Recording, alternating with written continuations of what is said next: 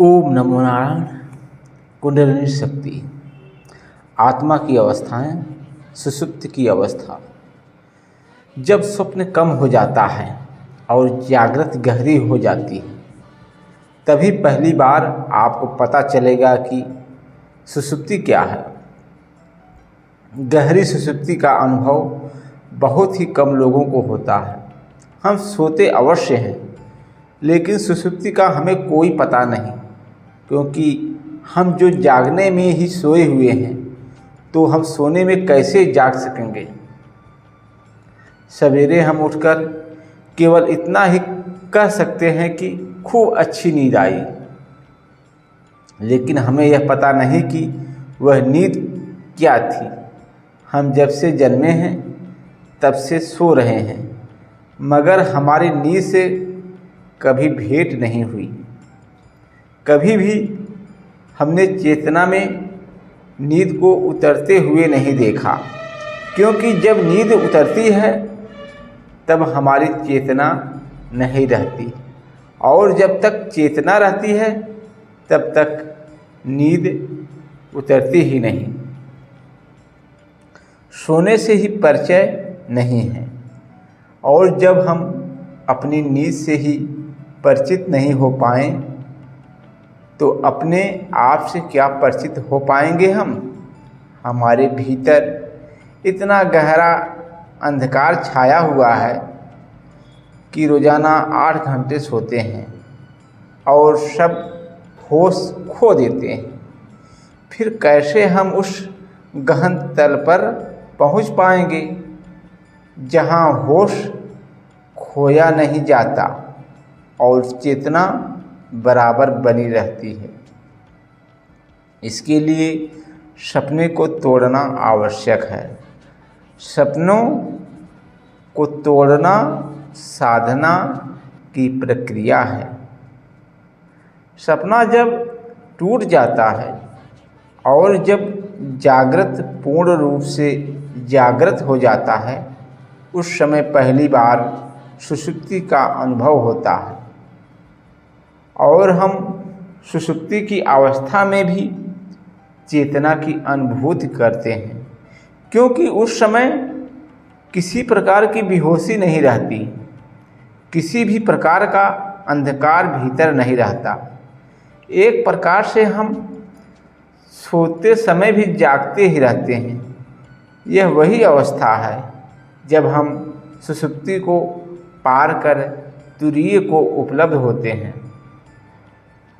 मतलब यह कि समस्त इंद्रियों के शांत हो जाने पर जिस अवस्था में विशेष ज्ञान न होने से शब्दादि विषयों को ग्रहण नहीं करते हैं, आत्मा की उस अवस्था को सुषुप्ति कहते हैं।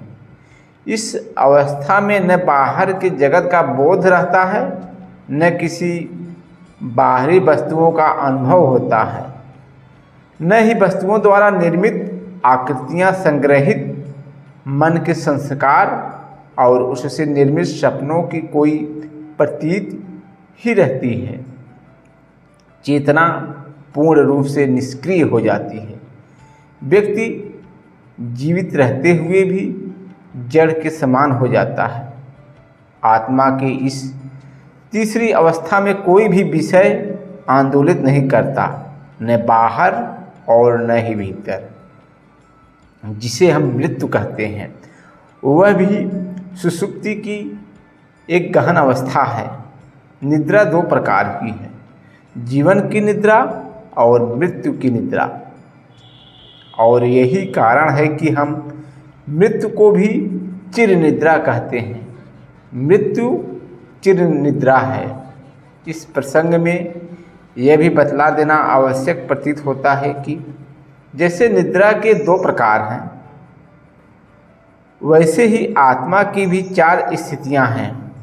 पहली स्थिति आत्मा की बाह्य स्थिति है और दूसरी है आंतरिक स्थिति। शेष 2 स्थितियों को योग की भाषा में तुरीय स्थिति और तुरीयातीत स्थिति कहते हैं। जागृत, स्वप्न और सुषुप्ति, ये तीनों अवस्थाएं आत्मा की बाह्य स्थिति की हैं। इसी प्रकार यही तीनों अवस्थाएं उसकी आंतरिक स्थिति में भी हैं। दिन भर के श्रम के बाद निद्रा आवश्यक है, ऐसे ही जीवन भर के परिश्रम के बाद मृत्यु आवश्यक है। निद्रा में मन को शांति मिलती है और मृत्यु में मिलती है आत्मा को शांति।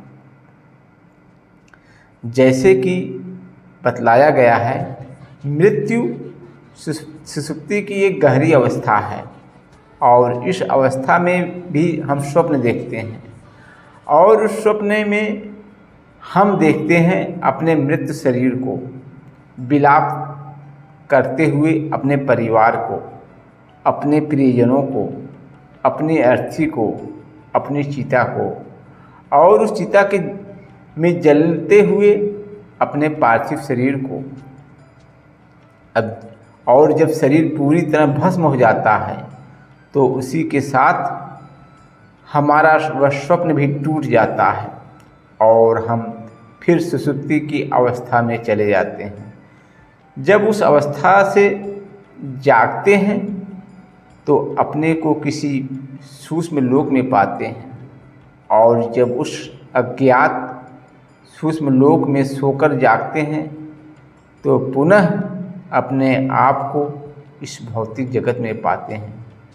कहने का तात्पर्य यह है कि मृत्यु और पुनर्जन्म की अवधि के बीच भी हमारी आत्मा अपनी तीनों अवस्थाओं से गुजरती है।